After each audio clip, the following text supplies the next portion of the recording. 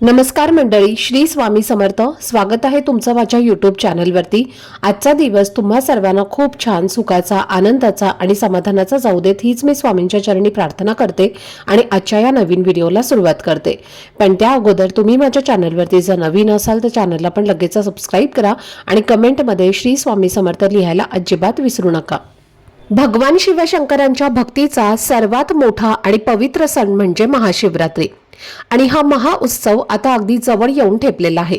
त्यामुळे अनेक भक्तांच्या मनात एकच प्रश्न असतो की 2026 मध्ये महाशिवरात्री नेमकी कोणत्या दिवशी आहे, त्या दिवशी पूजेचा शुभ मुहूर्त काय आहे आणि सर्वात महत्त्वाचं म्हणजे या खास दिवशी महिलांनी कोणत्या रंगाची साडी किंवा कपडे परिधान करावेत, कोणते रंग शुभ मानले जातात, कोणते रंग टाळावेत, तसेच कोणत्या रंगाच्या बांगड्या घातल्या तर भोलेनाथ प्रसन्न होतात, याबद्दलची संपूर्ण सविस्तर माहिती आजच्या व्हिडिओमध्ये मी तुमच्यासोबत शेअर करणार आहे. त्यामुळे व्हिडिओ हा स्किप न करता शेवटपर्यंत नक्की पहा, जेणेकरून तुमच्यापर्यंत योग्य ती माहिती पोहोचेल.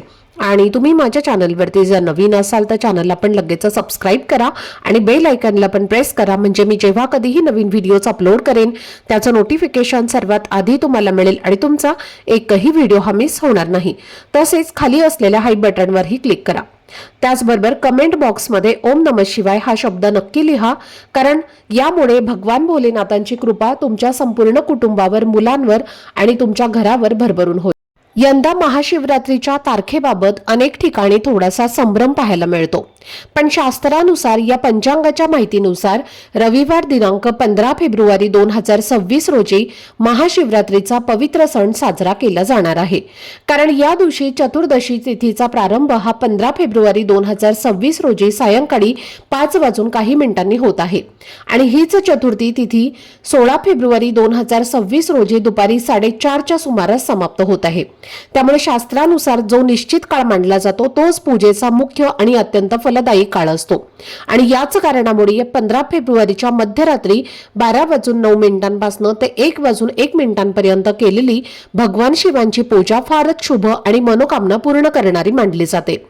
जर या दिवशी तुम्हाला मंदिरात जाणं शक्य नसेल तर अजिबात काळजी करू नका, कारण घरातही मनापासून आणि श्रद्धेने केलेली पूजा ही महादेव नक्की स्वीकारतात. महाशिवरात्रीच्या दिवशी सकाळी लवकर उठून स्नान करावे आणि शक्य असल्यास स्नानाच्या पाण्यात थोडेसे काळे तीळ घालावेत आणि त्यानंतर हातात अक्षदा आणि पाणी घेऊन मनात महादेवांचं स्मरण करत व्रताचा संकल्प करावा. शिवलिंगावरती पंचामृत म्हणजेच दूध, दही, तूप, मध आणि साखर यांचा अभिषेक करावा आणि नंतर शुद्ध पाण्याने किंवा गंगेच्या पाण्याने शिवलिंगाला स्नान घालावे. त्यानंतर महादेवांना 3 पाणी असलेले अखंड बेलपत्र जे आहे तर ते अर्पण करावं आणि बेलपत्र अर्पण करताना त्याचा गुळगुळीत भाग जो आहे तर तो शिवलिंगाला स्पर्श होईल याची विशेष काळजी घ्यावी. तसेच महादेवांना पांढऱ्या रंगाच्या मिठाईचा, फळांचा किंवा खिरीचा नैवेद्य दाखवावा. पूजेच्या संपूर्ण वेळेत ओम नमः शिवाय या मंत्राचा जप शक्य तितका जास्त करावा, कारण हा मंत्र शिवतत्वाशी थेट जोडलेला आहे. तर मैत्रिणींनो, या दिवशी पूजा करताना काही महत्त्वाच्या गोष्टी लक्षात ठेवणं फार गरजेचं आहे, कारण बऱ्याच वेळा आपण न कळत काही चुका करतो आणि त्यामुळे पूजेचं पूर्ण फळ आपल्याला मिळत नाही. भगवान शिव हे वैरागी देव आहेत, म्हणून शिवलिंगावर कधीही हळद किंवा कुंकू अर्पण करू नये. त्याऐवजी पांढरे चंदन, लाल चंदन, पिवळे चंदन किंवा भस्म अर्पण करावे. तसेच पौराणिक कथेनुसार केतकीचं फूल हे महादेवानी आपल्या पूजेतून वर्ज्य केलेलं आहे, त्यामुळे चुकूनही केतकीचं फूल हे शिवलिंगावरती वाहू नये. भगवान विष्णूंना अत्यंत प्रिय असलेली तुळस देखील शिवपूजेमध्ये वापरली जात नाही, म्हणून शिवपूजेसाठी फक्त बेलपत्राचाच वापर करावा. पूजेमध्ये तांब्याचा कलश शुभ मानला जातो, म्हणून तांब्याच्या पात्रातनं कधीही शिवलिंगावरती दूध अर्पण करू नये, कारण ते शास्त्रानुसार विषसमान मानले जाते. दुधासाठी नेहमी स्टील किंवा चांदीच्या पात्राचा वापर करावा. शिवलिंगाची पूर्ण प्रदक्षिणा कधीही करू नये. ज्या ठिकाणाहून पाणी बाहेर जात आहे म्हणजेच सोमसूत्र आहे त्या ठिकाणाहूनच मागे फिरावे, यालाच अर्ध प्रदक्षिणा असं म्हटलं जातं. महाशिवरात्रीचा उपवास फार महत्त्वाचा मानला जातो आणि शक्य असेल तर या दिवशी फलाहार करावा. तसेच यंदाच्या महाशिवरात्रीला धान्य आणि मीठ टाळण्याचा प्रयत्न केला तर तुमचं मन अधिक भक्तीमध्ये रमेल आणि भगवान भोलेनाथांची कृपा नक्कीच तुमच्यावर आणि तुमच्या कुटुंबावर सदैव राहील. त्याचबरोबर मैत्रिणींनो, तुमच्या आजूबाजूला कुठेही भगवान महादेवांचं मंदिर असेल तर त्या दिवशी वेळ मिळेल तर तसा आवर्जून तुम्हाला मंदिरामध्ये जाऊन महादेवांचं दर्शन नक्की करायचं आहे। आणि जर एखाद्या कारणामुळे किंवा वेळेअभावी मंदिरामध्ये जाणं शक्य नसेल तरीही मनामध्ये अजिबात खंत ठेवू नका, कारण श्रद्धेने आणि भक्तीने केलेली घरातील पूजा सुद्धा तितकीच फलदायी ठरते। आणि अशा वेळी जर तुम्ही आपल्या घरामध्ये काही स्तोत्रांचं आणि मंत्रांचं पठण केलं तर त्याचा तुम्हाला खूप सकारात्मक आणि चांगला अनुभव नक्कीच येऊ शकतो। घरामध्ये तुम्ही शिवलीलामृत ग्रंथातील 11वा अध्याय श्रद्धेने वाचू शकता। शक्य असेल तर साध्या पद्धतीने रुद्राभिषेक तुम्ही करू शकता। त्याचबरोबर ओम नमः शिवाय या मंत्राचा जप जितका जमेल तितका तुम्हाला जास्तीत जास्त या दिवशी करायचा आहे।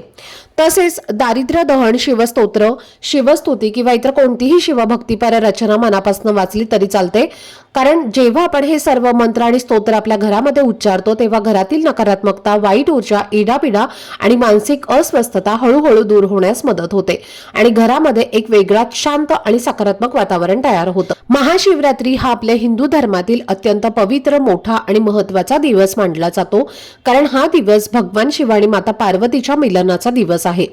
अंधारावर प्रकाशाचा विजय दर्शवणारा हा दिवस आहे आणि म्हणूनच या दिवशी केलेली पूजा, जप, व्रत आणि साधना याला फार मोठं महत्त्व दिलं जातं। पण त्याचबरोबर या दिवशी काही चुका झाल्या तर त्याचे परिणाम सुद्धा भोगावे लागू शकतात असं शास्त्र सांगतं। त्यामुळे पूजा करताना शक्य तितकी काळजी घ्या आणि चुकूनही राहू काळामध्ये पूजा करू नका। महाशिवरात्रीच्या दिवशी घरामध्ये शांतपणे पूजा करा, आरती करा, नैवेद्य अर्पण करा आणि संपूर्ण वेळेत महादेवांचं स्मरण मनात ठेवा। आणि विश्वास ठेवा मैत्रिणींनो, जर तुम्ही या गोष्टी मनापासून आणि श्रद्धेने केल्या तर त्याचा सकारात्मक परिणाम तुम्हाला तुमच्या आयुष्यामध्ये नक्कीच अनुभवायला मिळेल। भगवान भोलेनाथांची कृपा तुमच्यावर आणि तुमच्या कुटुंबावरती सदैव राहील। आता मैत्रिणींनो, आपण आपल्या आजच्या या खास विषयाकडे वळूयात, कारण महाशिवरात्रीच्या दिवशी महादेवांची विशेष कृपा मिळवण्यासाठी रंगशास्त्राला सुद्धा खूप मोठं महत्त्व दिलं जातं आणि म्हणूनच या दिवशी कोणत्या रंगाचे कपडे किंवा साड्या परिधान कराव्या याबद्दल अनेक महिलांच्या मनात प्रश्न असतो। तर यंदा महाशिवरात्रीला काही खास असे 5 शुभ रंग आहेत जे तुम्ही नक्की परिधान करू शकता, कारण असं म्हटलं जातं की हे रंग घातल्यामुळे आपल्यावर भगवान महादेवांची भरभरून कृपा होते। यामधला पहिला आणि अत्यंत शुभ रंग आहे तो म्हणजे हिरवा रंग, कारण भगवान महादेव हे निसर्गप्रेमी आहेत, त्यांना बेलपत्र हे अत्यंत प्रिय आहे आणि बेलपत्राचा रंग हिरवा असल्यामुळे महाशिवरात्रीच्या दिवशी तुम्ही हिरव्या रंगाची साडी किंवा हिरव्या छटेचे कपडे तुम्ही परिधान करणं हे फारच शुभ मानलं जातं। त्यानंतर दुसरा जो महत्त्वाचा रंग आहे तो म्हणजे पांढरा रंग, कारण पांढरा रंग हा शांतता, पवित्रता आणि साधेपणाचे प्रतीक मानला जातो। महादेवांच्या ध्यानावस्थेशी हा रंग खूप जुळणार आहे। मात्र इथे एक गोष्ट लक्षात ठेवायची आहे की पूर्णपणे साधी एकसंध पांढरी साडी ज्यावर कुठलीही नक्षी किंवा रंग नसतो अशी साडी टाळलेली बरी। पण जर पांढऱ्या साडीमध्ये थोड्या वेगळ्या रंगाचा काठ असेल, थोडी डिझाईन असेल किंवा हलकासा दुसरा रंग मिसळलेला असेल तर अशी साडी तुम्ही नक्कीच घालू शकता। यानंतर तिसरा शुभ रंग आहे तो म्हणजे लाल रंग, जो विशेषतः सौभाग्यवती स्त्रियांसाठी खूप शुभ मानला जातो, कारण लाल रंग हा ऊर्जा, शक्ती आणि सौभाग्याचं प्रतीक आहे। त्यामुळे महाशिवरात्रीच्या दिवशी लाल रंगाची साडी परिधान करणं सुद्धा खूप चांगलं मानलं जातं। चौथा रंग आहे तो म्हणजे पिवळा किंवा केशरी रंग। हे दोन्ही रंग भक्ती, मांगल्य आणि सकारात्मकतेचे प्रतीक आहेत। पूजेसाठी हे रंग खूप प्रसन्नता देणारे असतात, त्यामुळे पिवळ्या किंवा केशरी रंगाची साडी सुद्धा तुम्ही या दिवशी घालू शकता। पाचवा आणि शेवटचा शुभ रंग आहे तो म्हणजे आकाशी किंवा निळा रंग, कारण भगवान महादेवांनी विष प्राशन केल्यामुळे त्यांना नीलकंठ असं संबोधलं जातं आणि निळा रंग हा त्यांच्याशी जोडलेला आहे, म्हणून हा रंग सुद्धा महाशिवरात्रीला परिधान करणं हे खूप शुभ मानलं जातं आणि हे 5ही रंग महाशिवरात्रीसाठी खूप शुभ मानले गेले आहेत। आता मैत्रिणींनो, त्याचबरोबर काही रंग असे आहेत जे महाशिवरात्रीच्या दिवशी शक्यतो टाळावेत, कारण शास्त्रानुसार या दिवशी काही रंग वर्ज्य मानले गेले आहेत आणि त्यामधला सर्वात महत्त्वाचा रंग म्हणजे काळा रंग, कारण महाशिवरात्री हा मांगल्याचा आणि पवित्रतेचा सण आहे आणि शिवपुराणानुसार भगवान शिवांना काळा रंग हा प्रिय नाही। काळा रंग हा अंधार आणि नकारात्मकतेचे प्रतीक मानला जातो। त्यामुळे या दिवशी काळ्या रंगाची साडी, काळ्या रंगाचे कपडे किंवा काळ्या रंगाच्या काचेच्या बांगड्या चुकूनही घालू नका आणि पूजेच्या वेळी नेहमी तेजस्वी, स्वच्छ आणि सात्विक रंगांनाच प्राधान्य द्या। त्यामुळे जर काळ्या रंगाची साडी टाळली आणि तुमच्याकडे असलेल्या इतर शुभ रंगाच्या साड्या परिधान केल्या, विशेषतः मी सांगितलेल्या या 5 रंगांपैकी कोणतीही साडी तुम्ही घातली तर ते अधिक उत्तम ठरेल। तर बांगड्यांच्या बाबत सांगायचं झालं तर शक्यतो काचेच्या बांगड्या तुम्ही परिधान करण्याचा प्रयत्न करा, कारण काचेच्या बांगड्या या पारंपरिक आणि सात्विक मानल्या जातात. मेटलच्या किंवा प्लास्टिकच्या बांगड्या शक्यतो या दिवशी टाळाव्यात.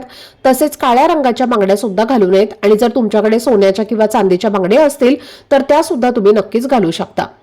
महाशिवरात्रीच्या दिवशी जर तुम्ही 16 शृंगार करून योग्य रंगाचे कपडे परिधान करून आणि मनापासून महादेवांची पूजा केली तर त्याचा सकारात्मक परिणाम नक्कीच तुम्हाला अनुभवायला मिळेल.